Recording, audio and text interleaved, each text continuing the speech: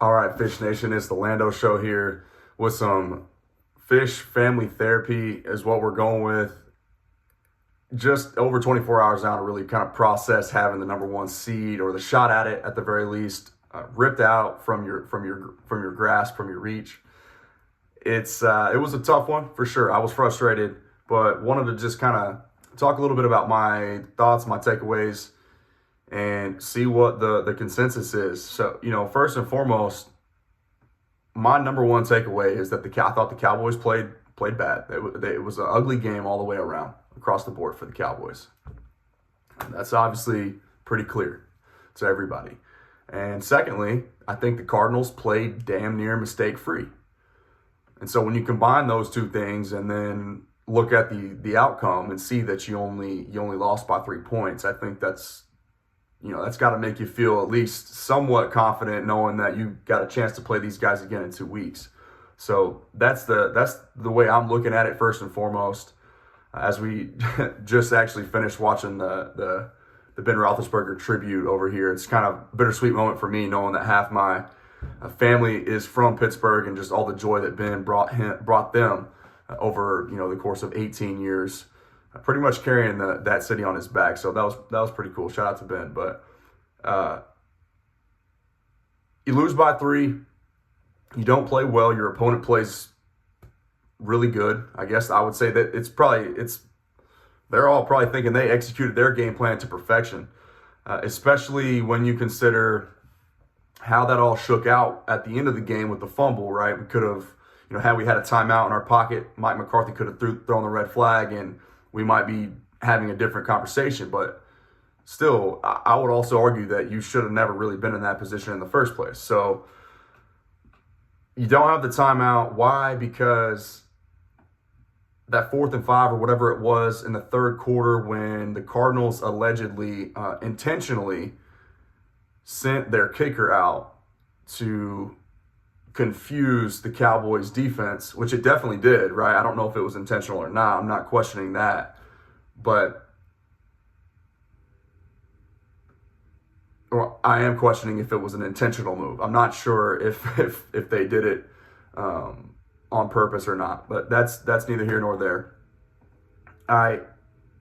The special teams coach, or Cliff Kingsbury, said in a press conference that the special teams coach came up with that on, in the week of practice, and that they were going to go out there and keep Kyler Murray and their kicker on the field to confuse the Cowboys, to make them have to decide whether or not they want to burn a timeout. Well, I mean, I know that's kind of a must-win game technically, but I'm not sure your special teams coordinator is pulling that cat out of his bag this close to the playoffs. Like, why would you unveil that if you really think that's such a critical advantage for you? That seems to be some sort of a chess match you might want to wait and save for the playoffs. But if they really did it, good on them. Goodbye that special teams coordinator for being one step ahead, right? And out coaching the Cowboys right there. They weren't on top of it. They ended up having to burn a timeout, which thus didn't allow the Cowboys to have that timeout when needed to challenge a play that would have ultimately given them the ball back. So I'm not blaming Greg Zuerlein. It is frustrating to see that he missed yet another relative chip shot in an indoor stadium where there's no conditions, right? Greg Zuerlein, hopefully he gets that fixed. I've seen him be really good from 50 and out. I've seen him be really bad from PATs and anywhere between the 35 to 45 range. So it's kind of a you never know what you're going to get type deal with him. Hopefully he gets that figured out and that doesn't cost us a loss in the postseason, which is very, very possible. But that 3 points wasn't necessarily gonna keep you in the game and give you the chance at overtime and winning the toss and ending it. It's because at the end of the day, you still needed a stop, and the Cardinals were moving the football. And they could have probably scored if they really, really were trying to, right? They ended up just being able to kneel it out. So it's not all on Greg. The last other thing, I heard Bobby Belt say this today, and I thought that it kind of stood out. When Amari Cooper in his tenure with the Cowboys has 3 or more catches in the first quarter, the Cowboys offense averages like an extra 120 yards and 11 points per game in those scenarios in which that happens. So I just thought that was interesting. I want to see a little bit more of a concerted effort for Kellen Moore to keep Amari Cooper involved, but also start doing more of the things that work that we see, you have success with more often. And I do have my concerns about Kellen Moore, the game planner, and that obviously some of that falls on Mike McCarthy too. I just think that this team is too talented offensively to be having these lulls, right? The ebbs and flows on such a consistent basis. I know there's a lot of moving parts and injured parts, if you want to even consider that to still be or attribute that to some of the shortcomings. I personally don't, but to each their own. I got to see more from Kellen. No pun intended. I think it's safe to say at the very least that there's a question. I have a question about that does concern me in the postseason. Can he scheme up offense enough against an opponent like the Cardinals, who you very well might play, and knowing they're going to throw a bunch of different looks at you in defensive fronts with Vance Bedford, Vance Joseph. I don't know why I said Vance Bedford.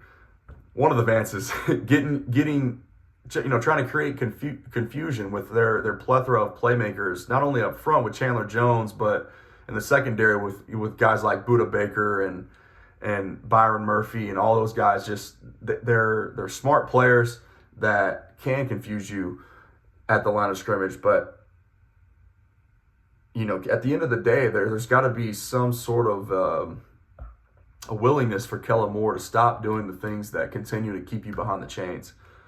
And if there is a first down completion, running Zeke between the tackles on 2nd and 10 with the banged up knee doesn't really do a lot for you and your team.